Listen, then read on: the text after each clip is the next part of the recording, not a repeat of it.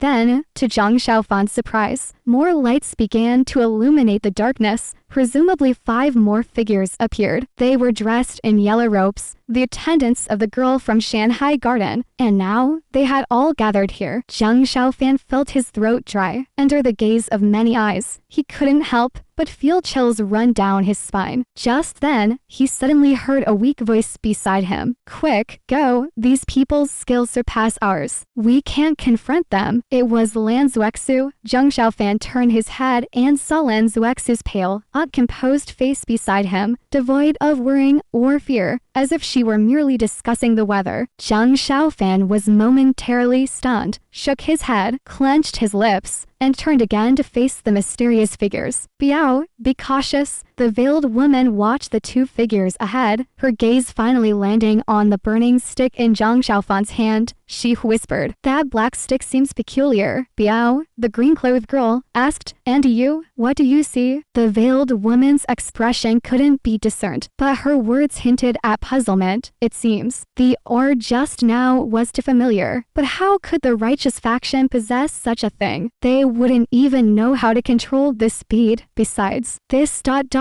this is a short stick. What's going on? Biao snorted. "I want to see how powerful this thing is." She took a step forward, and the yellow-robed man behind her followed suit. Zhang Xiaofan sensed trouble, but the odds were too great. He could only retreat while supporting Lan Zuexu. The veiled woman seemed heavily shrouded in gloom. She floated forward beside Biao, resembling a ghostly apparition. Her voice, audible only to the 2 of them, spoke. "That boy's shirt stick carries a heavy malevolence. Do you sense it?" Biao glanced at Zhang Xiaofan, who was nervously alert, and nodded.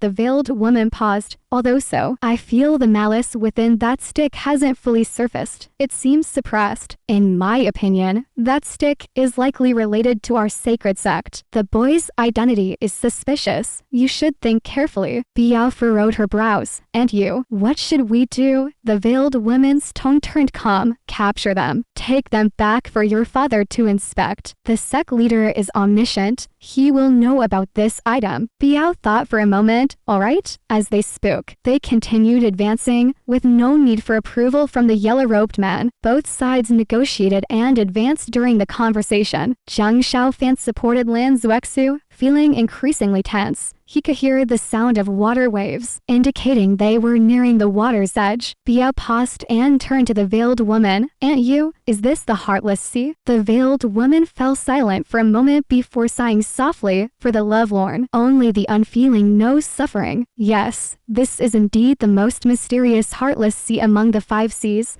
Perhaps due to her youth." Biao didn't notice the bitterness in the veiled woman's words. She was excited and said, "Since I was young, my father told me that the heartless sea lies hidden beneath the earth, one of the 9 nether seas. He also said the blood-dripping cave beneath the dead spirit abyss is located by the heartless sea. After searching for 3 days, it seems we're finally close." However, the veiled woman fell into silence, not saying a word. Biao found it strange, glanced at her, and then dismissed it from her mind. She turned and said, "All right, let me capture you first, and then we'll go find the blood-dripping cave." With that, she gestured, and the 5 yellow-robed men moved forward to attack. Zhang Xiaofan took a step back, feeling a chill underfoot as he stepped into the icy sea water. At that moment, the surging waves of the heartless sea suddenly rose, roaring deafeningly. The towering waves seemed to reach several dozen meters high, and the fierce wind swept over them, causing everyone on shore to pale, almost losing their footing. The veiled woman, standing at the rear, suddenly changed color, shouting, "Biao, retreat!" Startled, Biao realized that Aunt Yu had a broad knowledge. Even her father respected her. Without further thought, she retreated. As she moved back, the 5 yellow-robed men followed suit. Only Zhang Xiaofan and Lan Zuexu, standing closest to the shore, were caught off guard and struck by the giant wave.